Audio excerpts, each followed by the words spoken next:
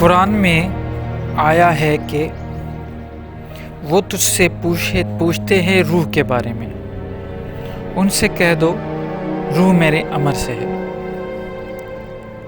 روحانیت کا مرتبہ حاصل تبھی ہوتا ہے جب اللہ کا امر ہوتا ہے، مطلب اللہ کا جب تک حکم نہیں ہوگا روحانیت کے کسی بھی درجے پہ آپ نہیں پہنچ سکتے۔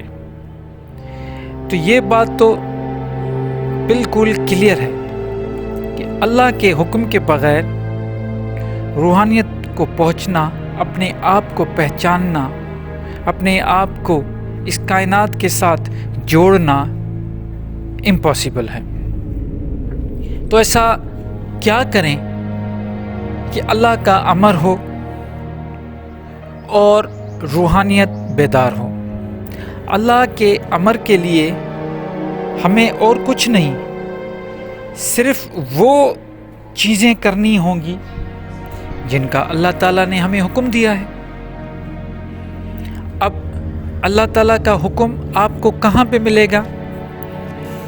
کسی اور کتاب میں نہیں، اللہ کے اپنے ہی کتاب میں وہ سارے احکامات، محکم آیات آپ کو ملیں گی جس میں اللہ تعالیٰ اپنے سارے احکامات بیان کیے ہیں، جن کے ذریعے آپ اپنی دین اور دنیا، جیسے ہم کہتے ہیں نا کہ دین اور دنیا دونوں میں کامیابی ہوگی، تو بالکل اگر ان سارے باتوں پہ جو قرآن میں بتائی ہوئی ہیں ہم ان پہ عمل کریں گے تو وہ جو مرا ہوا روح ہے جس میں کوئی جان نہیں اور لوگ ایسے ہی گھوم رہے ہیں جیسے جانور کی طرح، بلکہ ان سے بھی بدتر، یہی قرآن کی آیت ہے۔ تو کیا کرنا ہے؟ امر حاصل کرنے کے لیے، اللہ کا امر حاصل کرنے کے لیے، روح کو بیدار کرنے کے لیے ہمیں سب سے پہلے اندر سے وہ کینہ، وہ بغض، وہ حسد، وہ جلن، دوسرے لوگوں کی چیزوں کو دیکھ کے ایک جلن سی ہوتی ہے انسان کے اندر، اس کو ختم کرنا ہے۔ اپنے اندر کی صفائی تو کرو، اپنے روح میں جو غلاظت بھری ہوئی ہے اس کو صاف کرنا پڑے گا، ان ساری چیزوں سے نکلنا پڑے گا، نجاست، غلاظت، سب چیزوں کو صاف کرنا پڑے گا، روح کا غسل کرنا پڑے گا، تب جا کے اللہ کا امر ہوگا۔ روح کے غسل کے لیے سچ، ہمیشہ سچ بولیں، سچ کے ساتھ کھڑے رہیں۔ کوئی بھی ایسا عمل جو آپ کو لگے غلط ہو رہا ہے اس کے خلاف اگر کچھ کر نہ سکے تو کم سے کم بول تو سکتے ہیں۔ محبت، پیار، خلوص، سچائی، ان سب چیزوں کو اپنی زندگی کے بنیادی قواعد بنائیں۔ اگر بنیاد ان چیزوں کی ہوگی، سچائی کی بنیاد ہوگی، تو پوری عمارت خوشبو سے مہکے گی۔ اپنے روح کو پاک کریں اس طرح کہ لوگ آپ سے ملنے کو تڑپیں۔ جب بھی آپ کسی سے ملیں تو آپ کی شخصیت ایسی ہو جائے کہ لوگ آپ سے بار بار ملنے کی کوشش کریں اور ان کے دل میں آپ سے ملنے کی تمنا بار بار اجاگر ہو۔ یہ ایسا کیوں ہوتا ہے؟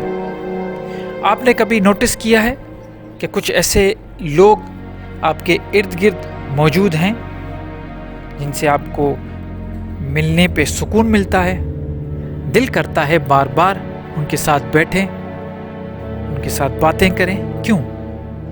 وہ اس لیے کہ ان کے روح کا غسل ہوا ہوتا ہے۔ وہ لوگ یہی کوشش کرتے ہیں چاہے وہ انجانے یا نہ انجانے میں ان کی جو بھی مصروفیات ہوتی ہیں وہ کسی کے لیے بھی وہ برا نہیں سوچتے، ان کے کسی بھی عمل میں کسی کے لیے برائی نہیں ہوتی۔ تو یہ گن جو ہے یہ آپ کو اپنانے ہیں، اپنے ہر عمل سے نقصان تو کیا کسی کو، پر آپ کو ہر عمل سے ایسا میسج دینا ہے تاکہ آپ سے لوگ فیضیاب ہوں، جتنا ہو سکے آپ سے لوگ فیضیاب ہو۔ آپ محبت بانٹیں، لوگوں کے ساتھ کوئی بھی اس قسم کا لین دین نہ ہو جس میں جھوٹ، فریب اور دھوکہ ہو۔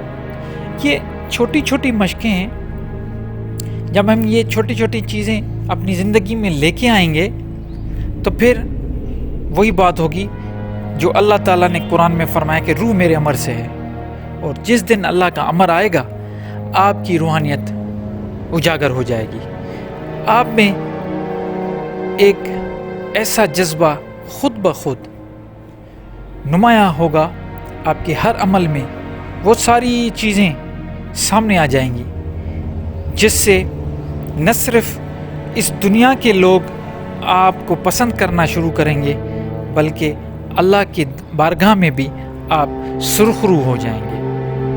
یہی امر ہے جس امر کے لیے ہمیں اپنی زندگی کو صرف کرنا ہے۔ ہمیں لوگوں سے ہم توقع اللہ سے کرتے ہیں، بالکل اللہ سے ہی توقع کرنی چاہیے، لیکن توقع تب کریں، ریوارڈ کا تب سوچیں اس خالق حقیقی سے جب ہم اپنے اعمال کے ذریعے اس کو خوش کریں، اور اس کو خوش کرنے کا طریقہ ہے اس کی مخلوق کے ساتھ اچھے تعلقات جوڑیں۔